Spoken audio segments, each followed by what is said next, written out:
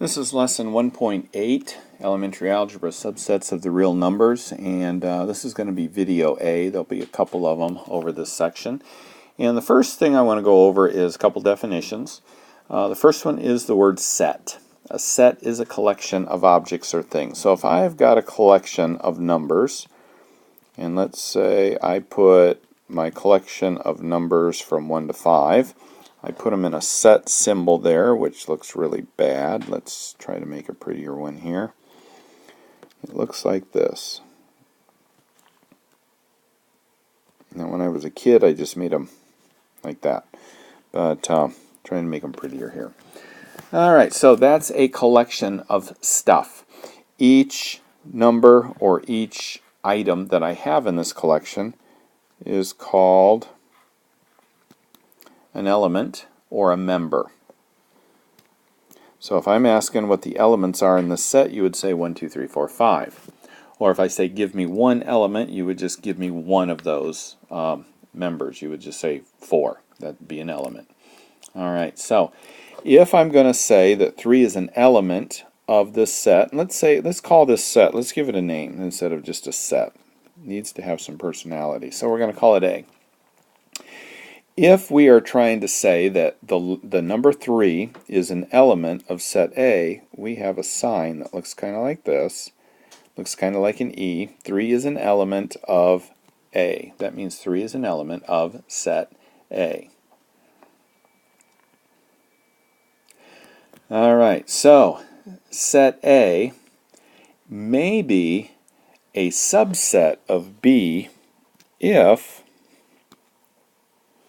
let's move this over here, if the members in A are also in B. So, for example, if I have a set B, and I have 0, 1, 2, 3, 4.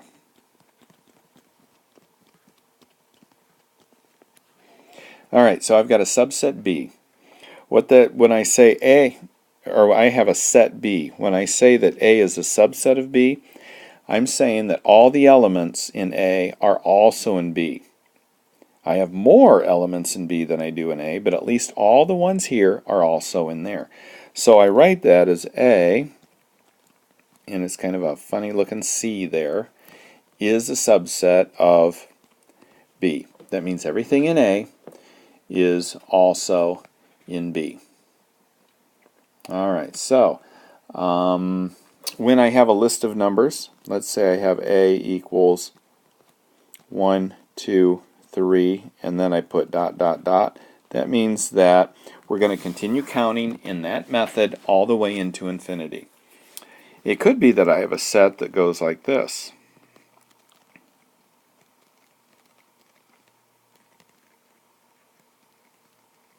So see what's happening? Every number is 1/2 bigger than the previous one, and then when I put a ... it still goes into infinity, but it tells you how much space there is between each one. Kind of gives you the format or the pattern that I'm going to be following there. Alright, a set with no numbers, and we talked about this one in the last one. If we have no numbers, that does not mean 0. That is called the empty set, or like I said earlier, the null set. It means there is no answer there, and I like using that symbol there to show the empty set. Alright, so let's talk about the operation of sets.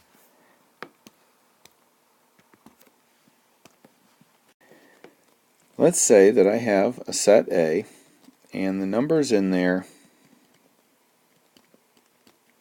are just those. Those are the only ones in that set. I also have a set B, and it's got numbers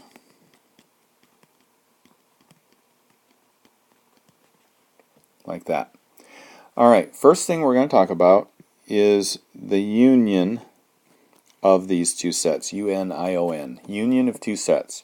Written like this, kind of nice that it kind of looks like a U, reminds you of union. It's the set of all elements that are either in A or B. So A unions B would be everything that is in A or B, okay, or in both A and B. So it would be all of these numbers. Even though B does not contain 1 and 2, A does. And even though A doesn't have 5, 6, and 7, B does. So if they're in both A and B, or I'm sorry, if they're in one or the other, we're going to put them all together, and everything is going to be fine there. All right.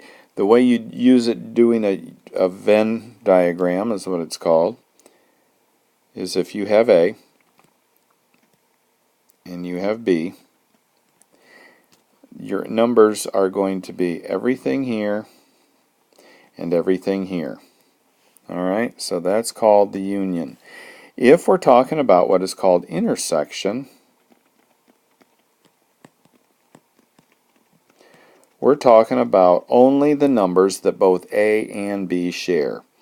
So A and B share that number and that number. So A, it's an upside down U, intersects B with only the numbers 3 and 4. It's the numbers that are common. Okay? So if I were to put the numbers for A in this circle over here, and the numbers for B here, the ones that are common to both A and B would go right in there. So 3 and 4 would be in there because they're common to both of them. I'd have 1 and 2 over here because they're in A but not in B. I'd have 5, 6, and 7 over here because they're in B but not in A. So that's what the Venn diagram would look like, so that you could get a picture of what you've got there. So let's look at example 7. Example 7 says that we have A, and it has 1, 2, 3, 4, 5, and 6 in them. And B, oops, nope, it has C.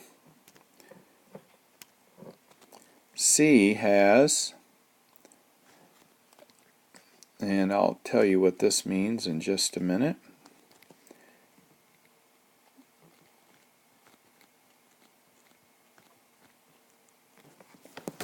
Okay, this symbol right here, this and this line right here is a symbol that means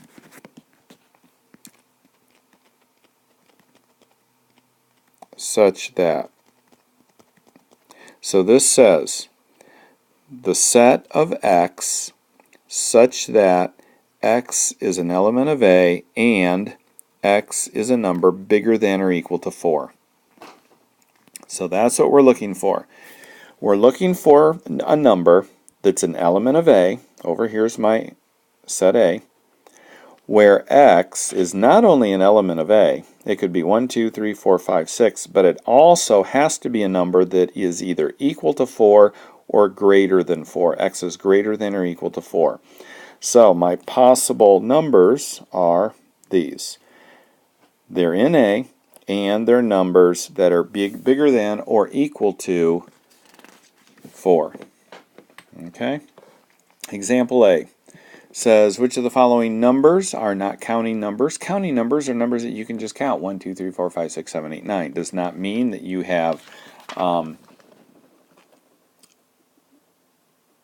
negative numbers. It means you don't have 0, because if you have an object, you have an object. It's not 0 objects. You can't count 0. So counting numbers are only numbers where if you throw a pile of pennies on the floor, you can actually go over there and count those, and the first number you say is 1. You don't start with 0, you don't start with -3. So counting numbers are only those. Whole numbers are numbers that are counting numbers, but it also includes the number, or the number 0. So all of your numbers that you use for counting numbers, but also includes 0. Integers are all your counting numbers, 0, and all your negative numbers that would be counting numbers if they were positive. So negative 5, 4, 3, 2, 1, 0, positive 1, 2, 3, 4, 5, all the way into infinity either way. So that's what they're doing for examples 9 and 10, is just kind of give you an idea of what's going on there. And so I'm going to stop this video here, and we will go on with 1.8b as in boy when we get into prime numbers and factoring.